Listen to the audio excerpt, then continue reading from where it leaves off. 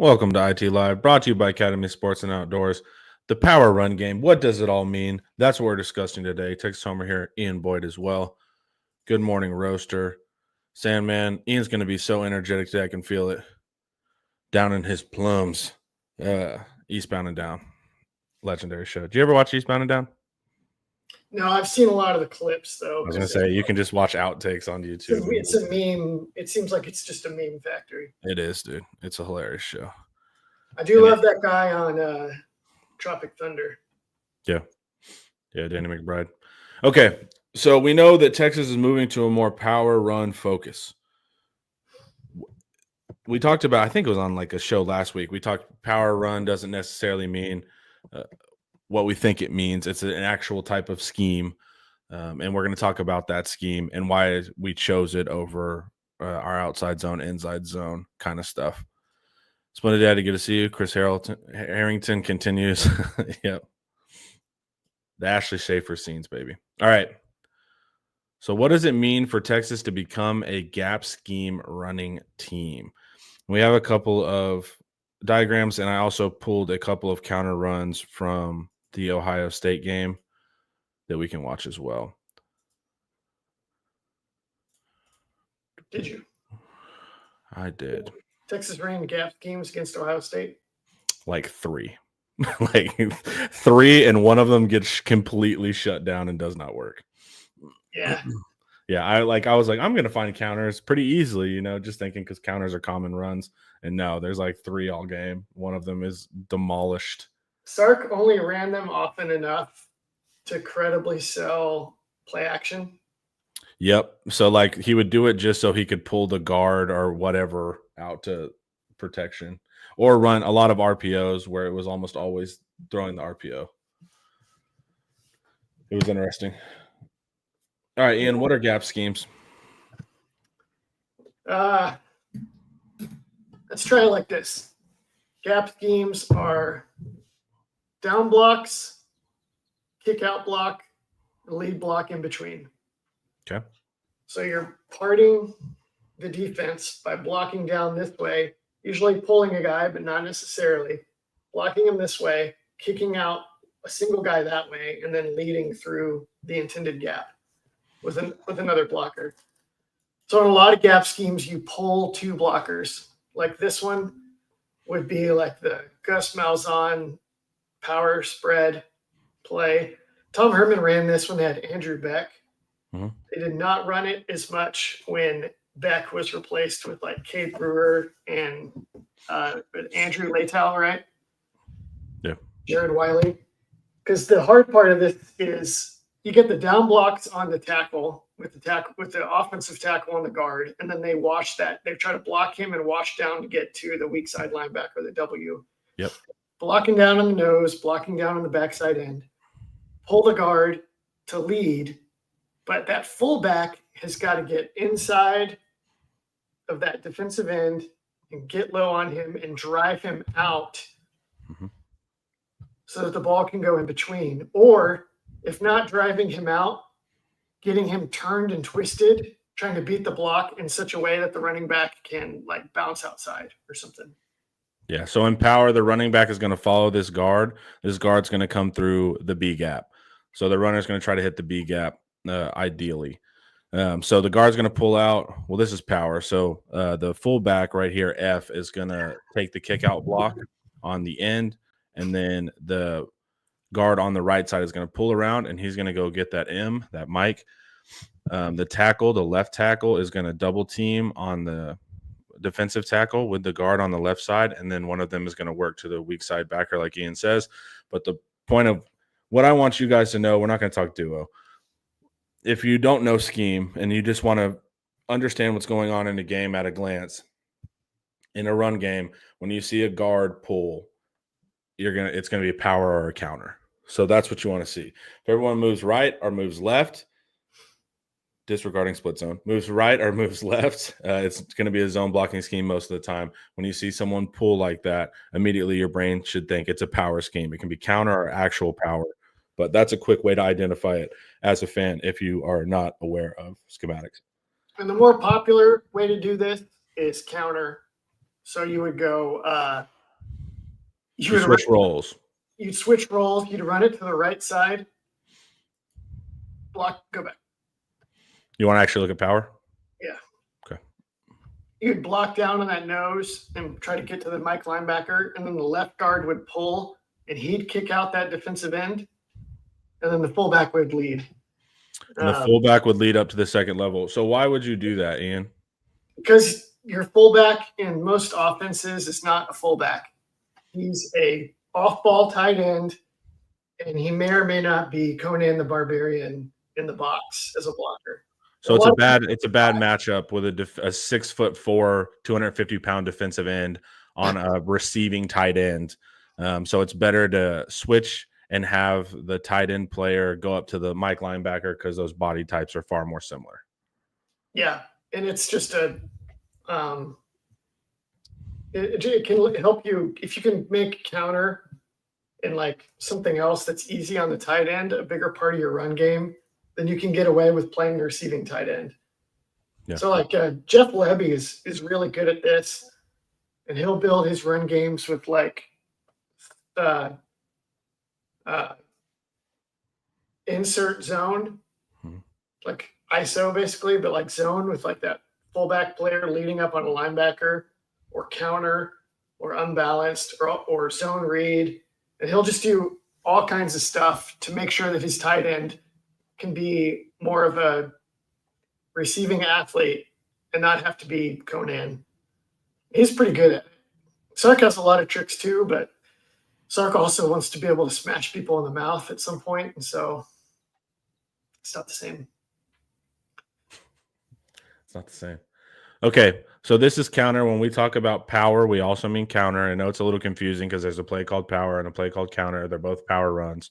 Anytime you're pulling somebody to get a numbers advantage to the play side, falls in the power category. So what's the difference here? What does this mean? Well, were we not running counter last year? We ran a little of both. Probably a lot more counter, but Sark loves counter also for play action, because the guard, you can go to the next one. This actually counter. The guard is like pulling over to kick out the end on the bottom. And so if this is a play action play down the field rather than a RPO like I drew here, then it's not a bad block for the guard to pull around and hit the edge, who's trying to rush the edge, and then just guide him upfield. Like, it usually looks kind of precarious when you notice it live, but it's usually pretty easy for the guard to get him upfield, and the quarterback can step up and throw down the field. So it's a feasible pass block when it's counter. And then it just really distorts the defense, because when they see a pulling guard, they're like, I gotta get down there. Correct. So what is the value there on play action? What are our linebackers triggering? Like, how does everybody's triggering? When you see a guard pull, you're like, I got to get over there, because if I don't go over there and help blow this play up quick, then they're going to have that lineman or others releasing downfield and finding me in space when I'm trying to get to the ball. They're also going to have numbers. They're going to have numbers. So they're going to blow open a hole, and somebody's going to run me over in the open field. The running back, a lineman, the pulling guard, somebody. I'm going to be in a bad spot where I need to make a selfless decision or a business decision, you know? Yeah.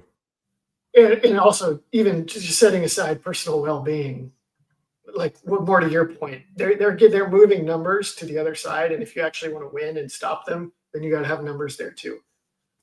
So it triggers more than zone. Zone just does not move gaps the same way as power, in the same quick hitting nature, and in the same aggressive nature, where it's like literally a guard, you know? Yeah. And so it's always been good for RPOs and play action. I used to call the style of spread offense that was built around RPOs and power run schemes just smash mouth spread. So Chad Morris was kind of a leading figure there. And the Art Briles offense works that way.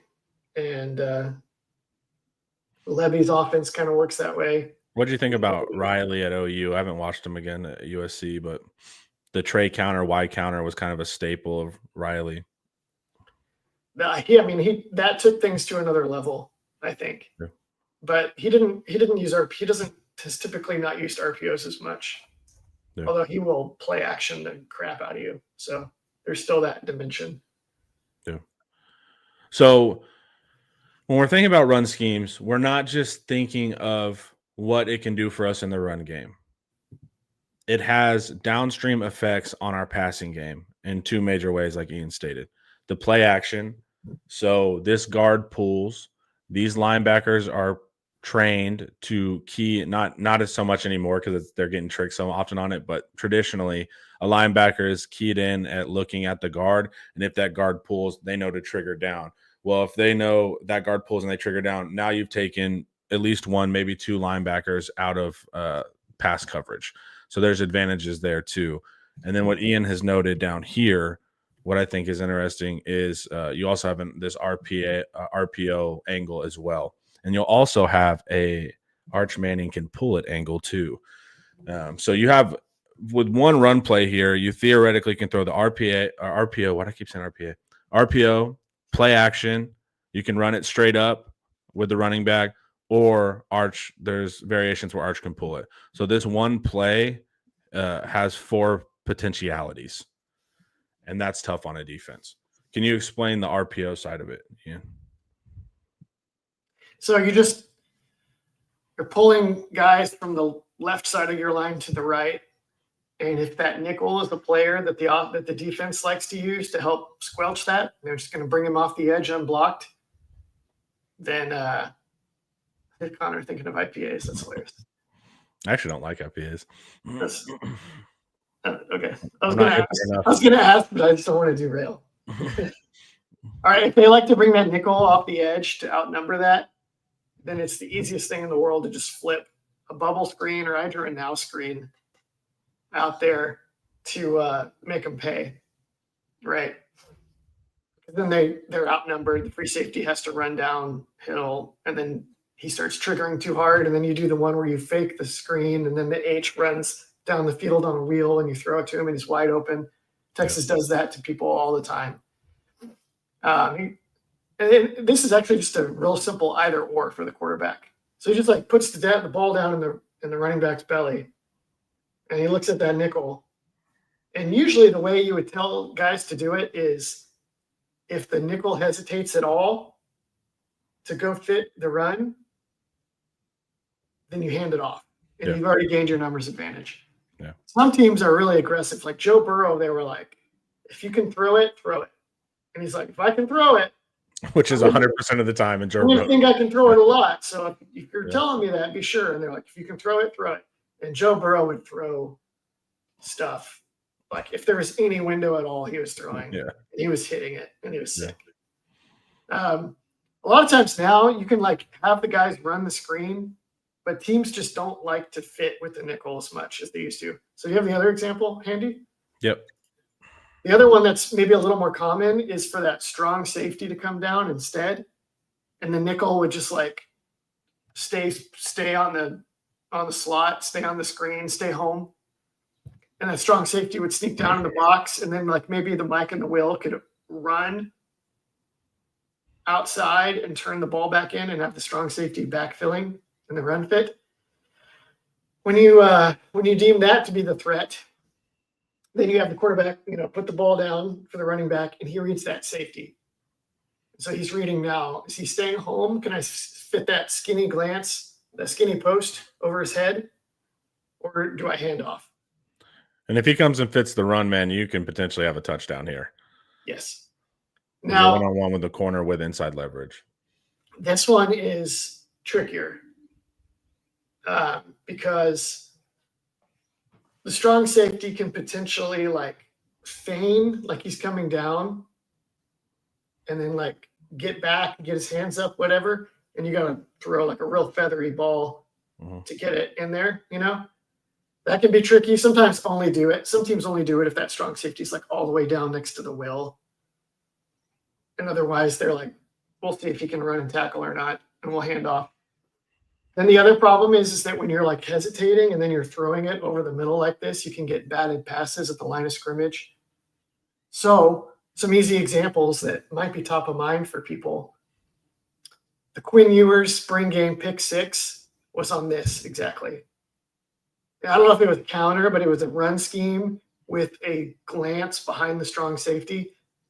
And Quinn got tipped by Ethan Burke. I think it was counter because the guard had trouble getting out to Ethan Burke and he got up and he got his hands up. And then it was a pick 6 for Alfred Collins. Quinn had a whole bunch of these get tipped, trying to throw this exact glance. And Texas did a lot of damage to A&M's hopes and dreams in College Station, batting down a few of Marcel Reed's attempts to make the same throw. So this one's kind of hard. But if you can just get them to hesitate, you've already created an advantage for your run game. So, yeah, you don't always have to pass it. Yeah. All right, guys, before we keep going, let's hear from Academy Sports and Outdoors. Days like this, the anticipation's half the fun. The call to adventure. Possibilities in every direction. Look at that. The stories you'll bring back. Even the true ones. And always, already, you can't wait until next time. From first catch to biggest catch of the season, this is where it starts. Academy Sports and Outdoors. Have fun out there. Okay, so this is the new emphasis. And keep in mind, when we say like Texas is a power run team, this is a game of percentages. So you're still going to have outside zone, inside zone. It just means like you go from running counter 25% to 45%. So you're still going to have the varied run schemes. You're still going to have our sweeps, all of that stuff. But it is a different focus. It's a little bit of a different mentality. And it's also with any blocking scheme or any position ever in football, it's personnel dependent. So why would we go with this as our predominant run scheme? What is it about our players, our experience, all of that would lend to choosing this style of attack? There's like a positive side and a negative side.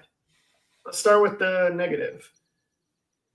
Executing outside zone like Texas did last year is tricky.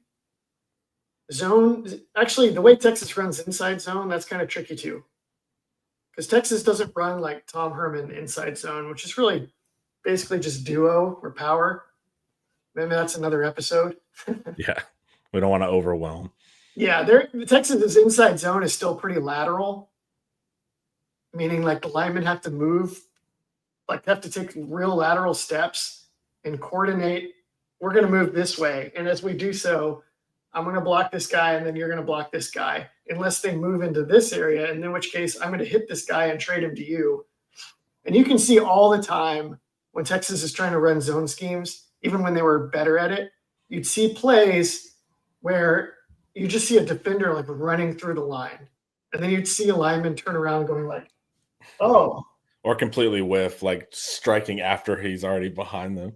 And there's like, I kind of thought, y'all, you had him. Or like, I guess that was my guy. Or like, whoops, I didn't think he was going to do that, you know? Yeah. Texas is going to be, well, they're actually going to be pretty old on the interior of the line. Mm-hmm.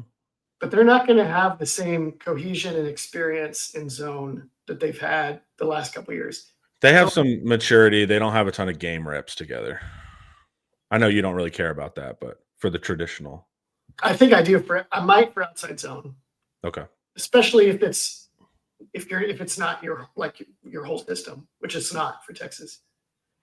But like if you watch like 2022, Texas did not run that much zone. There's like duo, counter, gap, various gap schemes. Those are everything I mentioned was a gap scheme. They ran a little zone, but it was like, let's keep it kind of simple because they had all new young guys. 2023, they mixed in a little more zone. And then by the end of the year, they were actually doing it a lot because they were a lot better at it. 2024, it was like, this is our thing now.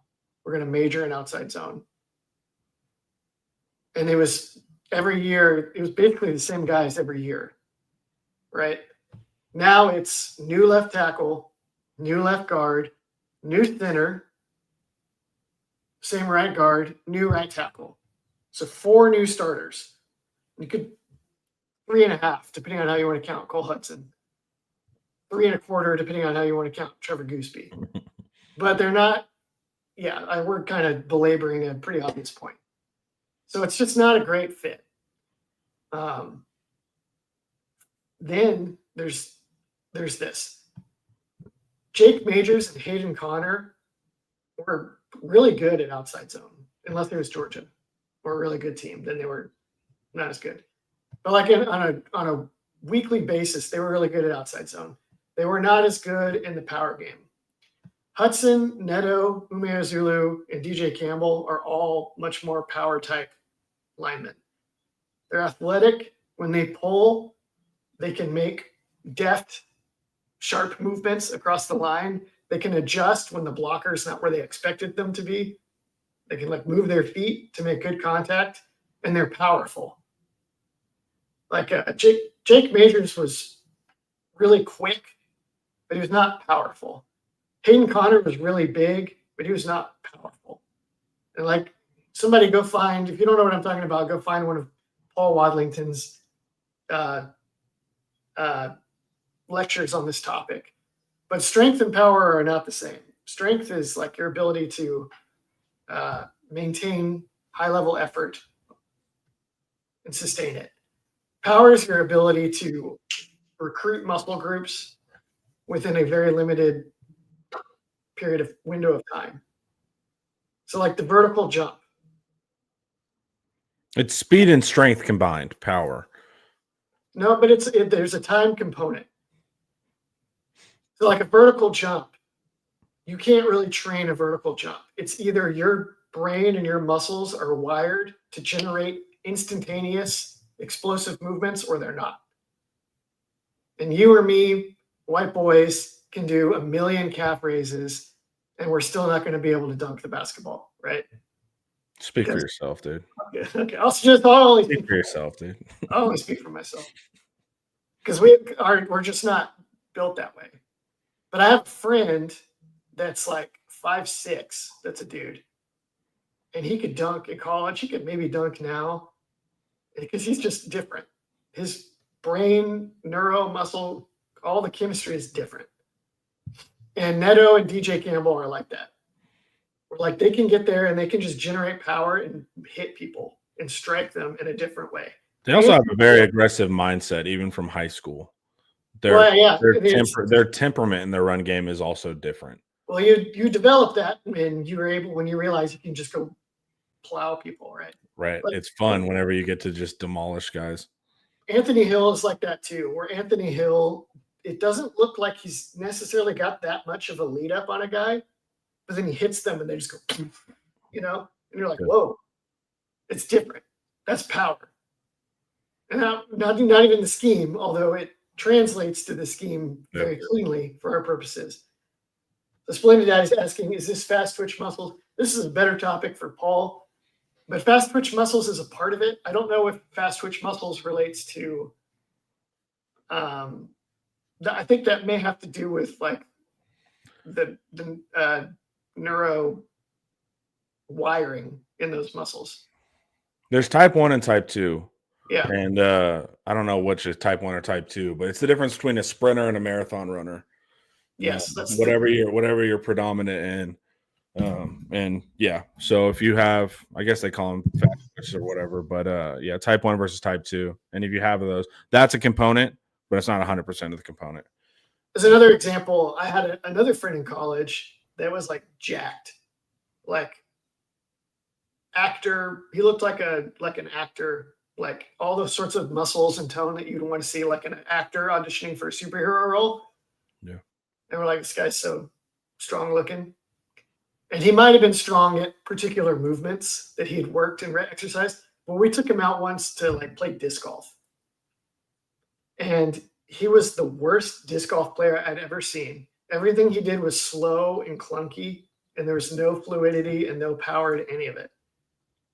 I mean, this other friend that was kind of bigger, but he didn't have like gym-looking muscles, and he didn't look like he was going to get the part. He was a good-looking guy, but he didn't look like he was going to get the part for Captain America coming out of the tank, right?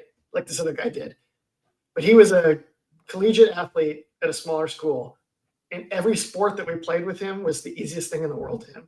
Just like, hey, do you want to try this disc golf game? And he's immediately better than almost all of us. Yeah, that weird friend that can like play darts, baseball, like it doesn't matter what it is, ping pong. Yeah, they pick it up. But they have that. So basically what we're just saying is Campbell and Neto are better athletes. So if we weren't trying to fill an hour, that's test better athletes at guard now. Yeah. So we have better athletes at guard. And they have run temperaments too. Like they like to do that. Go watch their high school tape.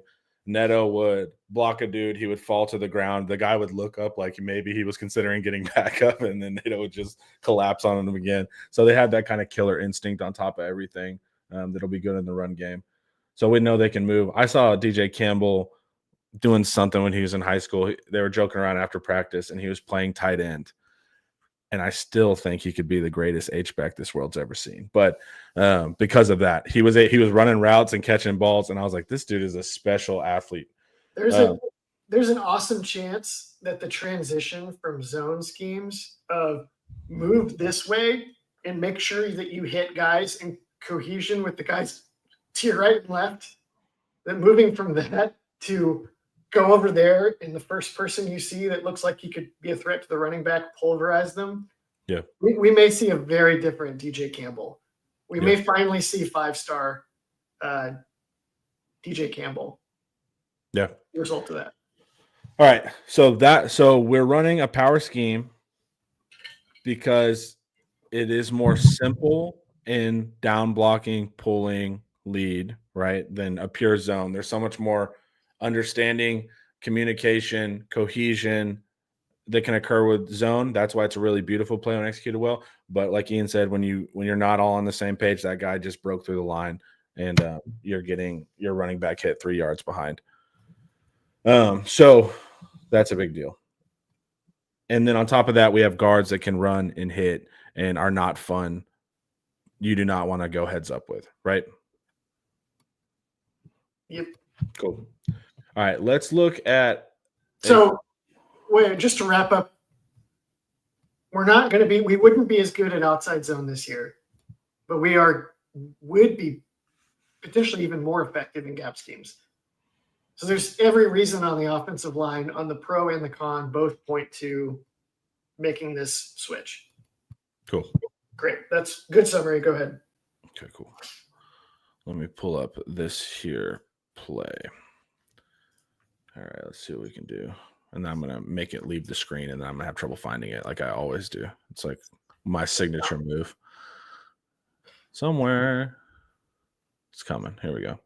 Okay, the quintessential Gibson run, power O blocking, and he takes the first inside cut available, gets low, and drives.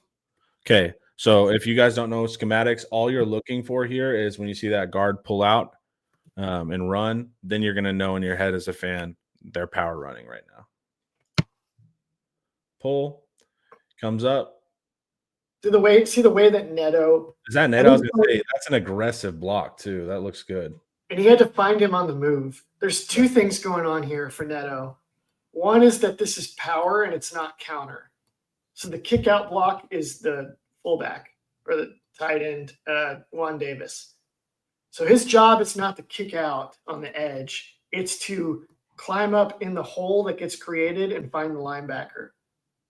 Now, but Juan Davis, the way Texas often runs this play when they have a tight end on the edge like that, is it actually goes outside. So the tight end hits the defensive end and ends up just like taking him inside.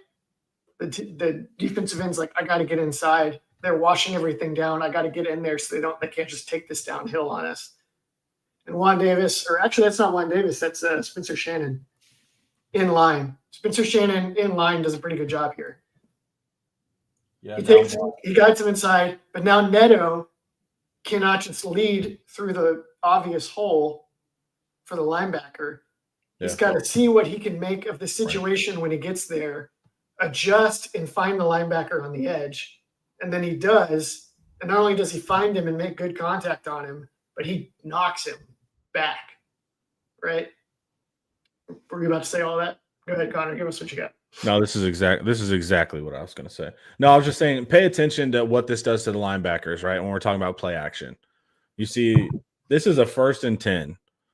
So this is a neutral down. They don't know if it's run or pass. They see that guard pull. Guess what? These linebackers are totally out of the coverage. See, they make them all come down. The safety. Let's look at that top safety, top of your screen safety.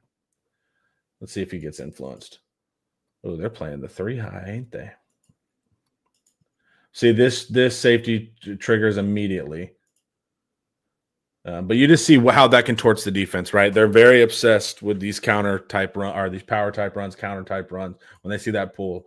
So we want to see how that changes the personality of the defense, and it brings guys down, it brings linebackers down, and then you see Arch eyeing. He has RPO eyes, right? Because there's an RPO up top here, right?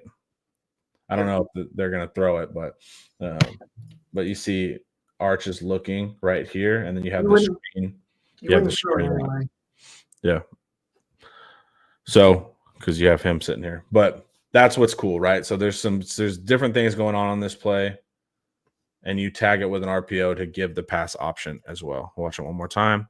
Watch up top. You can pay attention to the RPO option, and then this is Arch, right? I think so. It's got to be Arch. Quinn's not built like that. And you watch Arch watching the RPO, so that's a possibility, but he decides to give it. And also important here, Jarrett Gibson's run. You want to see that. If Jarrett Gibson can get contacted here and continue for 4 yards, you want to see that. That's going to be an important thing. That was Cedric Benson's secret, was that there were so many runs where you're like, that was a waste of time. Oh, it's 2nd and 4? Yeah, exactly. Yeah. And it's a huge asset. And so, yeah, if Gibson can do that for us, I don't need all the wow stuff. I'll take it. Don't get me wrong. But if he can get contacted and fall forward for 4 yards, that's going to make a huge difference for us. All right, guys. Before we keep going, let's hear from David McClellan. I'm just going to say, guys, you probably need a fiduciary financial advisor. And I've got the guy for you. His name is David McClellan with Forum Financial. He works broadly and deeply with his clients as a financial life coach. And he should know something about coaching because he won several national championships as a swimmer for the University of Texas. He specializes in financial planning and has contributed numerous articles to Kiplinger on the topic of retirement tax bombs. So contact David today to be your fiduciary financial planner and schedule a 1-hour consultation to assess your financial situations. The free consultation is available, so just give him a call. The number is 312-933-8823. That's 312-933-8823. His email is also in the description below. All right, dude. Screen's freezing up a little bit, so that's a lot of fun. But I'm trying to pull over here in a second. Premiere. Can you hear me, Ian? Yeah. All right, cool. My there we go. Finally got it back. Chrome can be fun sometimes. All right. Do you want to? Well, we can hit your other article real quick. Let me see. Or we can go. You want to look at some Ohio State examples? Let's look at the Ohio State examples. Okay. This might have been very dumb for me to say because I'm trying to get stuff pulled up. Okay. Ian, talk to the people while I pretend to not be doing this. Yeah. Sorry, I just got a distracting text message. Yeah, all good. We were talking about Gibson's run game prior. It's not just the offensive line that this impacts when you run gap schemes versus zone schemes.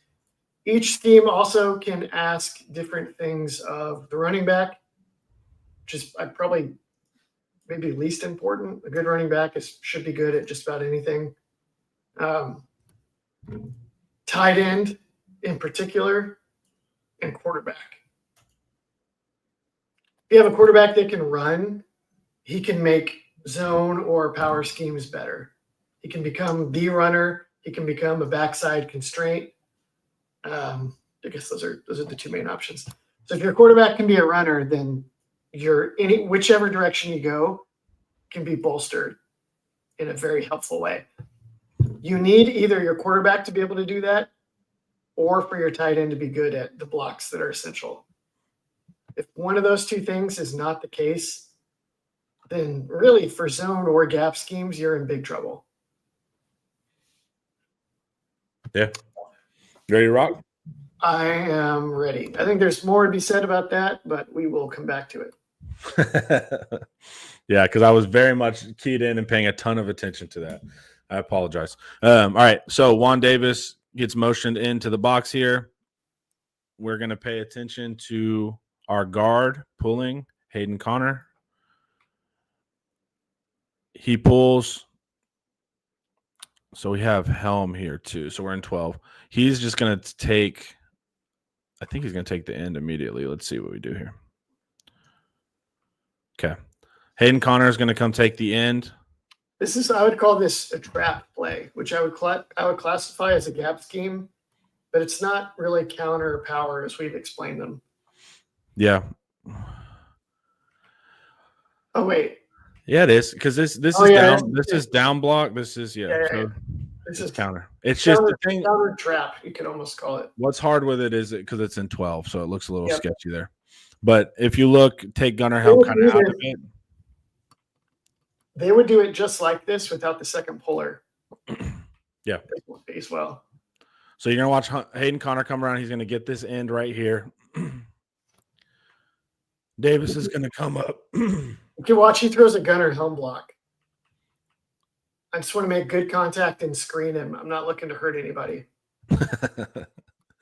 And then Trey's able to keep going for a couple yards. You got that end zone cam? I do. All right. We'll see it more clearly here. He's going to motion in Juan Davis. You got Cole Hudson in there too. Yep, Cole Hudson there.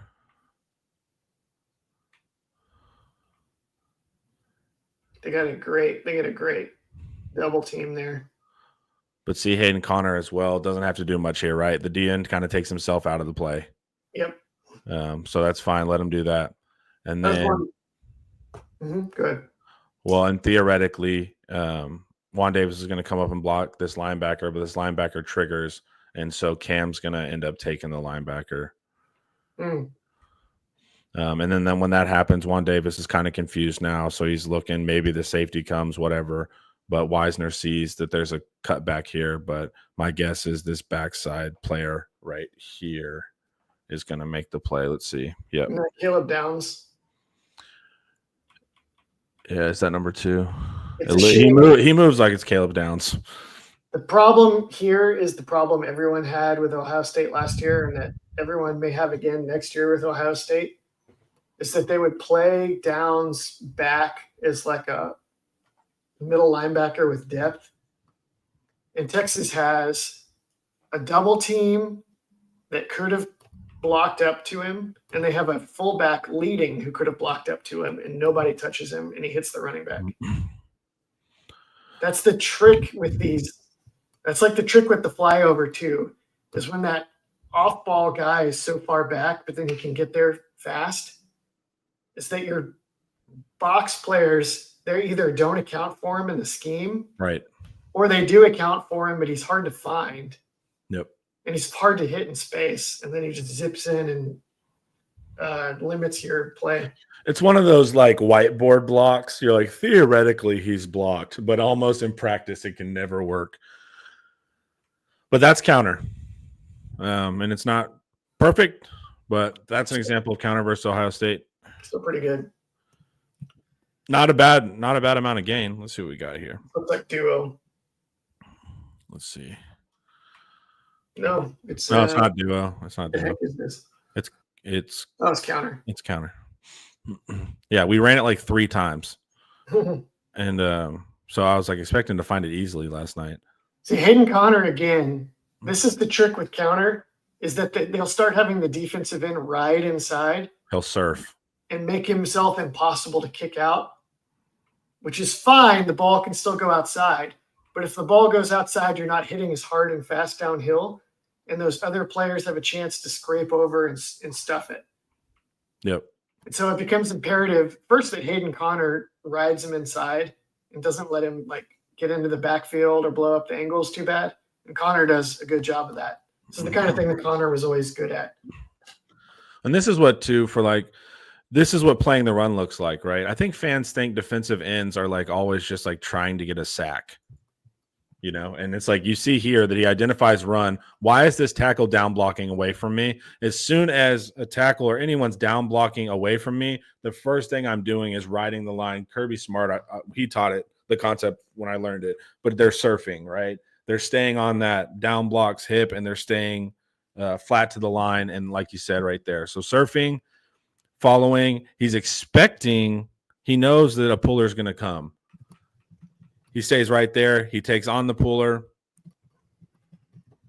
Connor does a good job with it. Helm comes up, gets 0, checks him out. And then right here, there's a potential for trade to sneak out right here for a run, but I think he trips up. He gets tripped up somehow, and he starts falling forward right there. Yeah.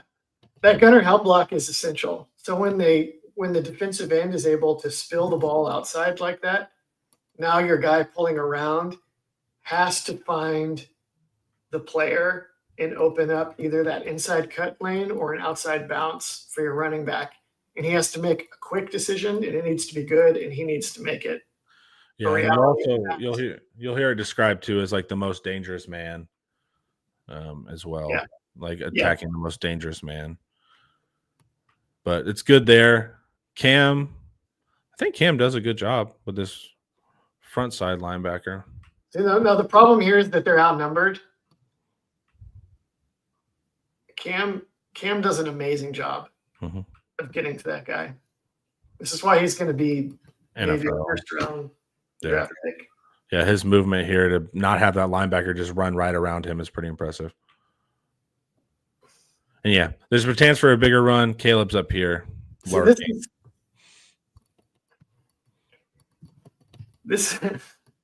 this is why last year's Texas team was like the offensive line was really underrated last year. Usually the run game is just a function of how good your line was. And there were some games where the line wasn't particularly great.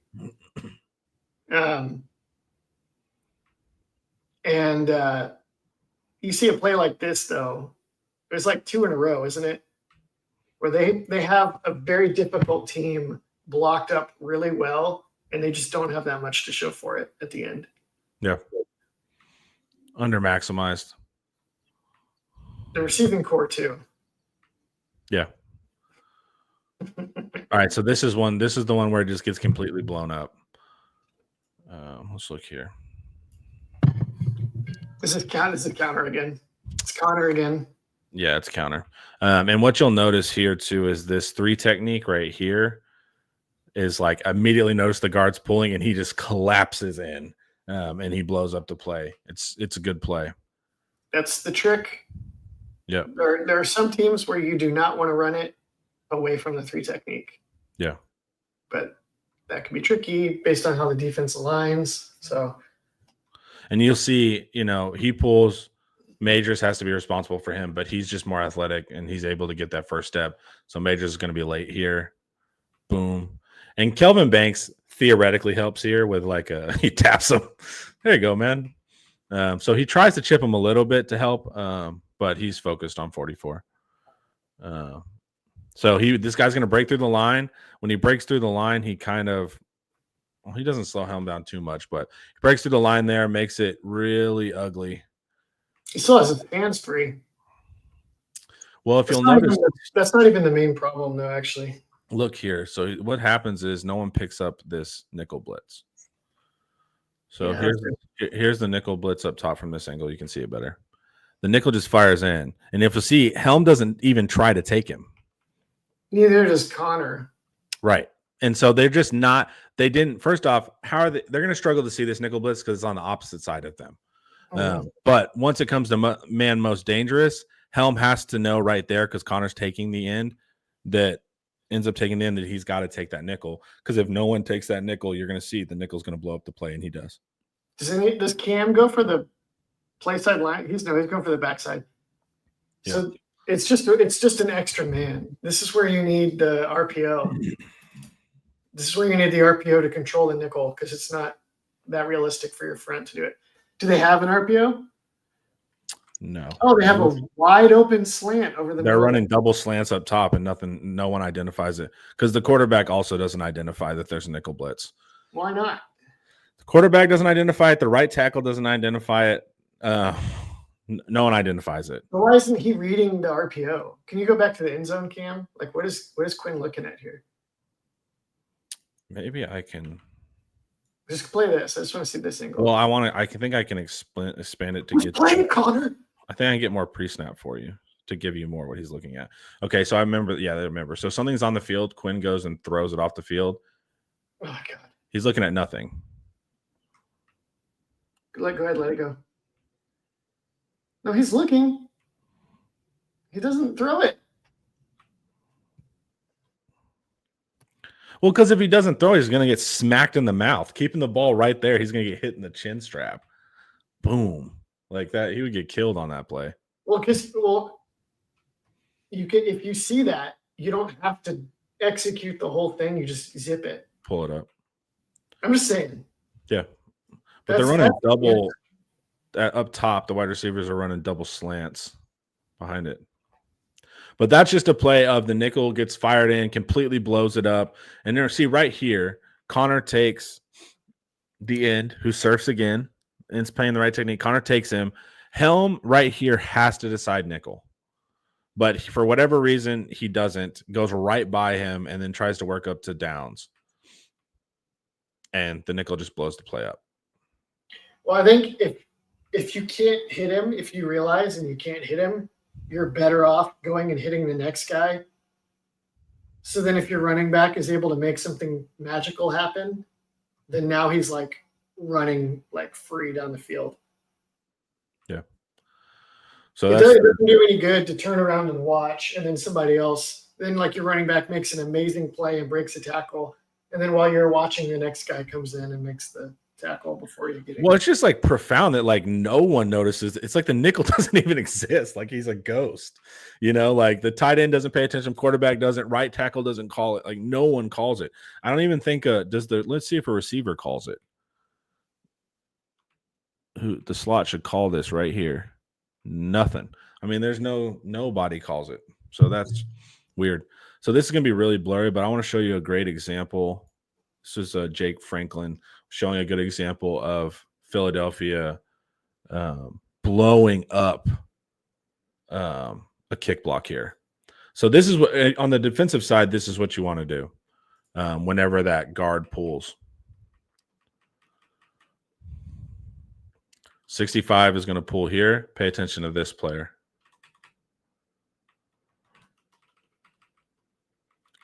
Boom. And that's how you blow it up. And so 10 runs right into the arms right there. But see, he totally clogs that lane that running back is going to run through. There's somebody unblocked backside too. What happened there? Let's see. That's the bigger problem. I mean, that's an awesome play on the pull, but the play side, they don't block the play side defensive tackle. You're not going to do very well when that happens. Yep. But mostly just is what you want to see from – so this is where it goes wrong, right? Campbell or Neto pulls, you get a defensive end that's very much game that it's going in that B gap, and then boom, that defensive end knocks you back into the B gap like that. That's one way you can crush this play.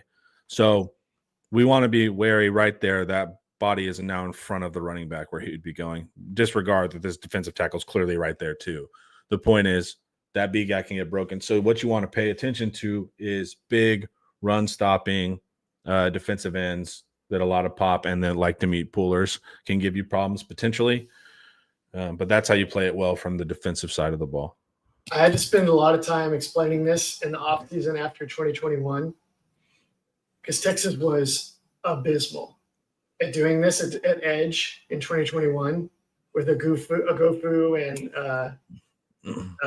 Ben Davis. Yeah, he didn't even play barely. once Jacoby Jones was injured, It was over for us. it was over. They had nobody that could do it. And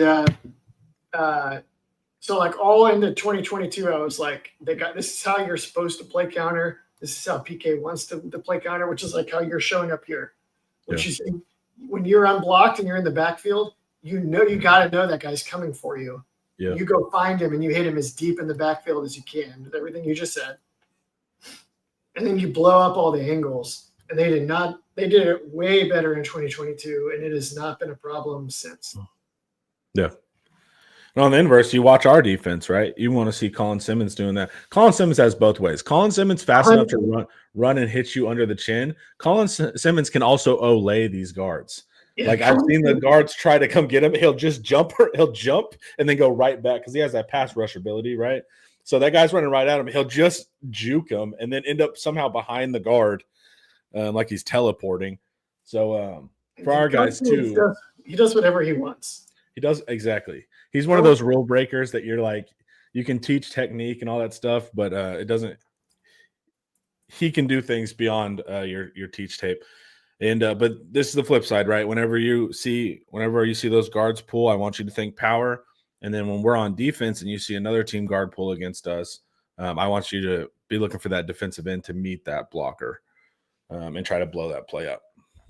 Because it's not fun. Edges and linebackers do not like have a full steam 6'7", 315-pound guy running at you.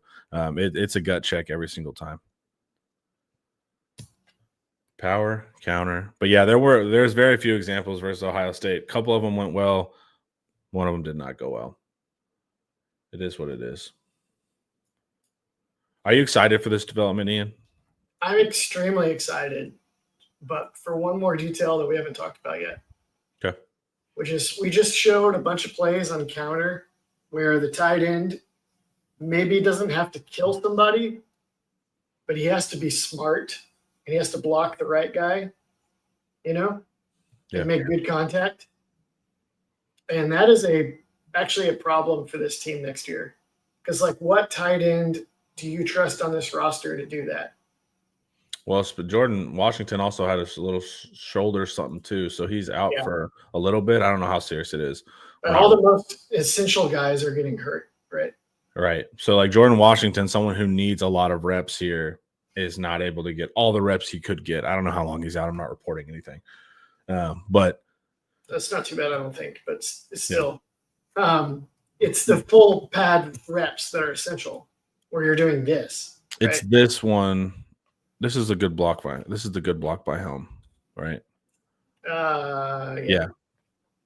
It's not that hard of a block because the guy's alignment makes it a pretty easy. But it's still. This is what we need you to be able to do. Yeah. And so right now, Spencer Shannon's getting all the reps, and Eric has said, and he said it again this morning, that tight end is going to be solved in the portal, which is good. Yeah, they could find tight ends that can do this in the portal, probably. But there's another solution, Connor. What? You know what else you can do? 10 personnel, baby. Who cares? Well, even setting aside the personnel. Yeah. How can you run gap schemes without asking the tight end to really do anything? I don't know. Talking about a quarterback read off of it. Down a read, baby. I was going to say quarterback read off of it. You show me a counter. Show me a diagram that I did a counter. Yeah, this is when it gets a little bit scary for teams. Counter. So here's counter. You got the guard pulls around and kicks out. The tight end pulls around and leads. What if the tight end is out in space running a route? And the backside tackle is the guy that pulls and lead blocks. And you handle the end by having the quarterback watch him and pull the ball around the edge if he chases the running back. So you leave the end at the top of the screen unblocked here? Yeah, you would probably run it the other direction, I guess. So that the quarterback can look at the guy on the same side that he's handing to. So you have the end at the bottom of your screen here, and then Arch, then at that point, you don't have to block him. You can read him like a zone read, right? If You he read him collapses, like his own read. yeah, you read him like his own read. And if he goes after the back, well, then now Arch gets to run. The Right. quarterback blocks the defensive end. Yep. Without actually blocking him. Without actually blocking him. Yeah. And you only need to run it a couple times. Correct. Before teams, you could be like, well, won't teams make Arch keep the ball and then tackle him a bunch of times and get a bunch of hits? Probably not. Because GT counter read is extremely hard to defend by doing that. Because they're pulling two blockers to the other side of the field. And if you try to fool the quarterback into keeping the ball and then keep defenders in position to hit him, then now you have nobody running to the other side. And running back makes a guy miss, or they play a little simple game on you, and they are just like off to the races with their normal run game. So like Lincoln Riley, this is like Lincoln Riley's favorite play. And he would run it with Spencer Rattler, Baker Mayfield, Caleb Williams, and most of the time the quarterback never even had to run the ball. Texas ran this with Shane Buechele, and none of you guys even knew it. Because Shane Buechele barely ever had to keep the ball. It's pretty brutal. And Arch is way more dangerous of a runner than anyone I just mentioned except Caleb Williams. So yeah. But this is why this play is so fun. Because you have, like we said in the beginning, you have a play action element. We saw how those linebackers and even safeties get sucked into the run fit. So now you can throw things over the top. That's really big. And if you can just get a safety to take one wrong step forward and you got a fast receiver, that's huge too. Then on top of that, you've got these RPOs that we saw that one play with Arch where he's looking out while he's doing it. He doesn't throw it, but it's there, right? So now you have a play action element. You have an RPO element. Then you, of course, can just do the classic run like we saw.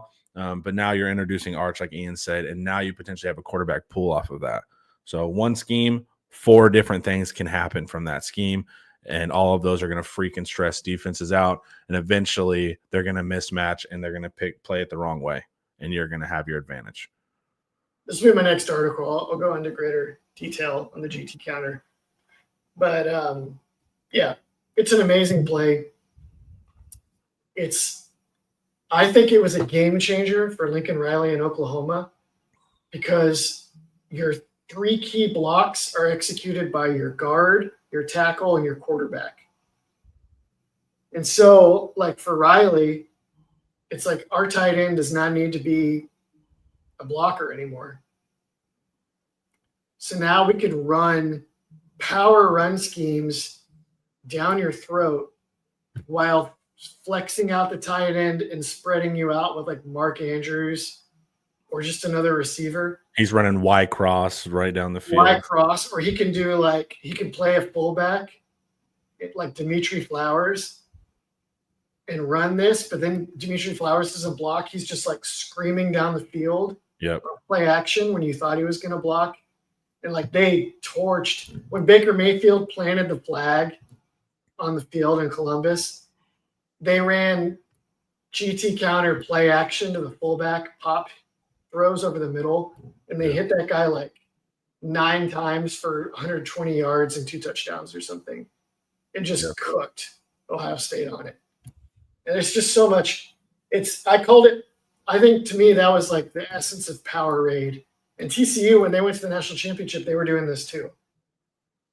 Power raid, where you can run like 4 wide receiver sets and just spread them out so bad, but then be running power schemes with guard, tackle in your face, and it just totally overstresses defenses. It's still, you watch USC now, and their problems do not relate to the efficacy of that scheme. It still chews people out.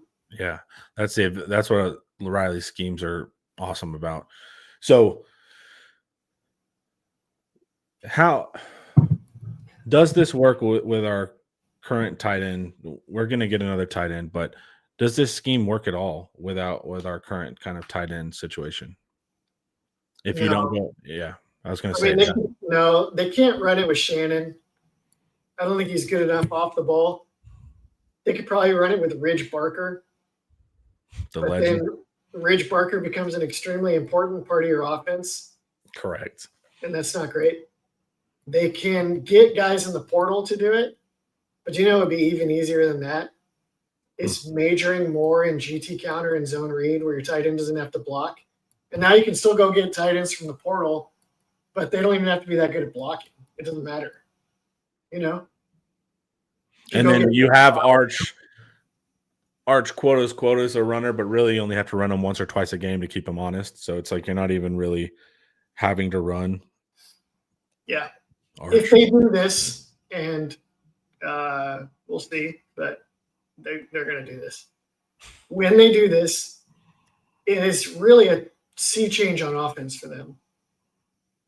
And they might go back to the old way in the future, but Sark has always been like, we're going to have big tight ends that block, and they're going to block for us, and that's how we're going to make this work. We're not going to use the quarterback like this.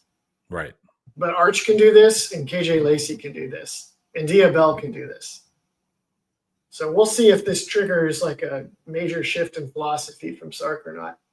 I think it might. That's what I've always found interesting with Sark, because Sark will say the more things you do, the more difficult it is to defend you. But then he would also rule out the quarterback run. And so like that was always kind of like a conflict I saw philosophically. He does every other thing under the sun. So if you like do credible quarterback running and not just like a zone read in the red zone every now and again, I think you have the one of, if not the most full offense, full playbook in college football. If you want to start running your quarterback legit style, not legit style, but you get what I'm saying, as a threat. It's also like if you want to sell that we prepare our quarterbacks for the NFL is getting it a lot more involved in this too. Well, it changes the numbers, man. Like quarterback run stresses teams out. It matters. As a chess piece, it matters. And like you said, it doesn't necessarily mean that you have to run them. It just, you have to make them think that it can happen. And that's where you'll get them. But we've saw it with Arch. Arch can run. What was I reading? Some article of some Big 12 coach, anonymous coach, was talking about Arch. Really? Yeah, and he was saying whenever I saw him do this run, maybe the UTSA run, he was like, "Oh yeah, this kid's gonna be a Heisman," because he like said he knew he was big, he knew he could pass, but when he took off and ran like that one where he almost scored at the end of it, he was like, "Okay, well, this is not good for everybody else." All right, that was fun. I always like talking scheme, dude. Yeah. Shout out power runs. Hope you guys understand power running better. The key lesson as a fan: if you see that guard pull, you probably know what's up. Ian. Eventually we'll get into duo, which breaks these rules and is. Yeah, that's why I didn't want to touch duo at all. That's another hour. Yeah, that's another scheme. All right, Ian, thank you so much for your time. Fans, thank you guys as always. And we will see you tomorrow. Peace out, y'all. And this was brought to you by Academy Sports and Outdoors.